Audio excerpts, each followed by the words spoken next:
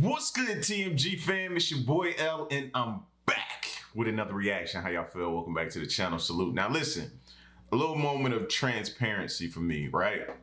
Throughout this entire election period, man, I've had my sons, my wife, everybody's been glued into what's going on. And my sons, surprisingly, have had a ton of questions. You know what I'm saying?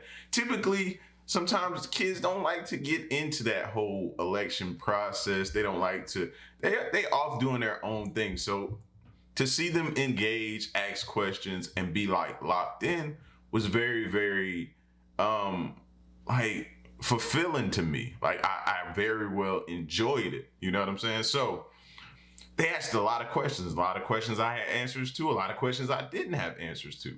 And one of the questions was pertaining to previous presidents. You know what I'm saying? What are, like this video said, what are all the rules they have to follow once they're no longer the president? You know what I mean? So with a little bit of research, and I came across this video right here, man. So I wanted to get with some of the more smarter people, you know, such as you guys, watch this video and get your thoughts and opinions on this right here too. You know what I mean? So I can continue to have dialogue with my sons about what's going on. You know what I'm saying? And continue to gain knowledge myself. So this one is rules for former presidents have to follow. Rules former presidents have to follow. Shout outs to Grunge. Make sure you guys go show them some love and check them out, man. They have a ton of good videos and different things like that. All right. So we're going to check this out. If you're new to the channel, hit the subscribe button, man, and join the fam. And if you like the video, man, leave a like, bro. We're starting to find out, man, that's how the video gets out to more people, and that'll rock with us, all right? Let's check this out. Just because you were once the commander-in-chief, that doesn't mean you can now do whatever you want. From driving cars to using cell phones, these are the rules that former presidents have to follow. One of the greatest perks of being president is not having to deal with traffic every day. For one thing, you've got drivers who can take you anywhere you need to go, and for another, the Secret Service can block off traffic for you to ensure your security. It's no fun for anyone else on the road, but hey, you're the president, and you have important things to do. There is a downside, though. Once a president's term is over, they can never drive a car on an open road again. The reason is because of the lifetime Secret Service detail that all ex-presidents get. After all, one of the least safe places you can be is on the road, and that's just under normal circumstances. Add in that ex-presidents are always a target, and things get even hairier. So, to ensure their safety, they're not allowed to hit the road. As George W. Bush explained to Jay Leno, he's only allowed to drive on his own private property, far from any reckless drivers or people who wish him harm. He must be driven everywhere by Secret Service agents trained in evasive and defensive driving maneuvers. The rule was instituted after John F. Kennedy's assassination in 1963. Lyndon B. Johnson was, to date, the last president to drive on public roads. Did y'all know that? I did not know that, bro. Oh, man. I'd probably be throwing a tantrum somewhere, bro. I enjoy driving. Not only do I enjoy driving, I enjoy like driving off by yourself, chilling out, listening to music, and just, you know what I'm saying, being with your thoughts. And the only place I'm allowed to do that is on my own property. Almost in a sense, no open roads. Like, come on, man. Anybody will tell you that's where you do some of your best thinking sometimes, besides the bathroom and the toilet. I feel like I could solve the world's problems from the toilet, bro. That might be a little gross for y'all, but I'm just keeping it real. Oh, fam. Hey, that's chopping off a limb, bro. I can't drive. Now, granted, when we go out of town, I wish I had somebody to drive me now, especially when we leave from, let's say, Georgia to New Jersey. That's like a 12-hour ride. Yes, I wish I had somebody to drive that for me where I could lay around and just sleep. But around the city, man, just where I live at, that seems like that would kind of get like, yeah, like I'd probably be annoyed with that. One of a president's most important duties is to be aware of any potential threats to the security of the United States. These briefings are carried out constantly throughout a president's tenure, even multiple times a day if necessary. because the world is always changing and threats can come up unexpectedly. You'd think former presidents would no longer need to be bothered about such things since they're retired from the job and are now private citizens, but you'd be wrong. They continue to receive national security updates for the rest of their lives. Not necessarily because they're expected to actively do anything about them, but just in case they have advice they can offer the current administration or if they get asked about the situation by the press. Even if being president isn't their job anymore, they still need constant updates about what's going on. This actually became newsworthy in 2018 when President Donald Trump allegedly threatened to revoke Barack Obama's access to national security briefings. According to Newsweek, President Trump was rumored to be unaware that former presidents received the briefings and had to be informed that this was normal and nothing to be concerned about. Though Trump Trump was like, what is he doing? Why is he getting that? No, why? Sometimes when you don't know, you be like that though. Sometimes you be like, why has he got access to this? Why? And you just don't know, man. Later said these rumors were untrue. Whether or not it really happened, the story shined a light on just what kind of access ex-presidents have to day-to-day information about the country's security. Have you ever noticed that everyone... I don't know. Would you guys want to continue to have access like that? Would it get like tiresome, tedious? Would it cause like stress? Because you'd imagine after you perform, after you do that job 4 years, 2 terms, whichever the case, you might want to kind of de-stress, because I would imagine that's one of the most stressful jobs ever, being a president. You know what I mean? So after that's said and done, you may want, like, if you do 8 years, you may want the next 10 years stress relief. But to get that kind of information, gotta provide some level of stress. But also, he said it's a positive because it makes you up to date, because people still see you as that person who you once was. So being up to date and having that up to date information still makes you look good. You know what I mean? So, and then also you're able to provide advice to current presidents, and that's a good thing too. So not that some may use it, but still good. Everyone who serves as president gets a library named after them when they leave office. There's a good reason for this. It's a law. The 1955 Presidential Libraries Act established that each president would oversee the creation of a library in their name. While having a library named after yourself is definitely a cool perk, presidential libraries are a little different. They contain every non-classified word a president has written in office, even the stuff that may not be so good, such as Bill Clinton's library in Little Rock, Arkansas, which features information about his impeachment scandal. They're not allowed to keep certain materials out of their libraries, as anything created during a president's term is legally considered to be public property. This was decided after Richard Nixon attempted to leave out materials regarding the Watergate scandal. I mean, I guess that would be something kind of back in the day-ish, but in today's era of social media, pretty much everything you say is kept in records anyway. That's why I don't understand it when people try to hurry up and delete a post. No, bruh, it don't just go away like that. Somebody either screenshotted it, somebody kept it. Just it's in the cloud somewhere. So it's man, there's no hiding from anything you say. Just be prepared to stand on what you say, and that's it. You know, stand on what you say. Be willing to back that up, and you won't have that issue. But yeah, I would imagine back in the day that would have been something. But in these day and times, you gotta almost expect it. If it's not in that library, somebody has a record somewhere. The lights are off and they must be looking for a fuse box or something, because them flashlights, they're keeping me awake. The individual presidents do have some control over how much a certain subject is featured, though. For example, George W. Bush's library in Dallas, Texas does mention his invasion of Iraq, but instead of shying away from it, the materials on display defend his decision to go to war. We all assume that the government is listening to everything we do these days, especially after numerous scandals have come up in the last 2 decades where the government was caught doing exactly that by surveilling U.S. citizens without a warrant. The intelligence community has since tried to clean up its image by being more transparent about this, and it now requires warrants in many situations. However, the Secret Service often gets exceptions to these rules in cases relating to the security of current and former presidents. For example, according to The Hill, the Secret Service got an exception to warrant laws regarding so-called stingray devices that can monitor the location of cell phones. with the Department of Homeland Security arguing it was impractical to require them to obtain warrants to monitor the president and other important individuals.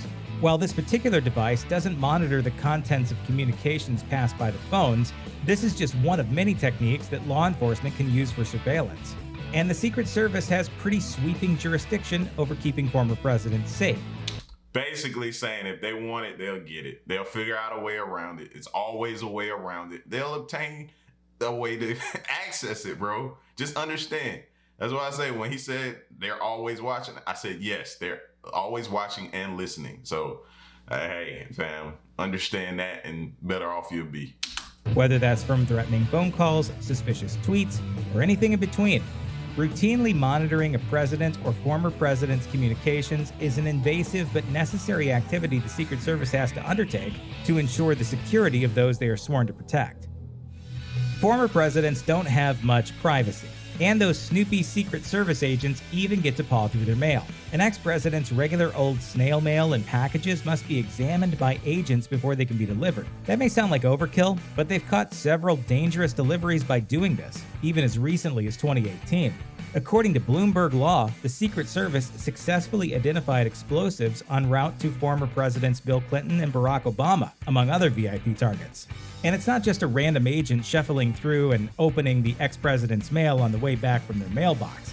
It's all screened off-site by trained security staff with knowledge of dealing with explosives, dangerous chemicals, and so on. Every mail piece is meticulously examined for any possible threats to the former president. What's more, the Secret Service agents aren't the only ones keeping an eye on ex-presidential mail. The United States Postal Service also gets in on the act, as they monitor any suspicious packages sent through the mail, no matter who they're going to, through a program called Dangerous Mail Investigations, which sounds like a show that CBS will be picking up any day now. Is my opinion. I mean, fellas, in most of our household, the women gets the mail anyway, so we shouldn't feel no way about that. I mean, I get my mail after Queen checks it. After she grabs it out of the box. I don't go to the box. I can't even tell you the last time I've been to the mailbox, bro. So, I mean, that wouldn't bother me at all. Being an ex-president, y'all going through checking the mail first? Cool. In that it is utter nonsense. Every so often, you just need some alone time. People take walks, seek out a quiet room, or whatever they need to find a little peace and quiet. If this is you, becoming president might be a bad idea because you're literally never alone, and that continues even after you've left office. Secret Service detail is a 24/7 thing.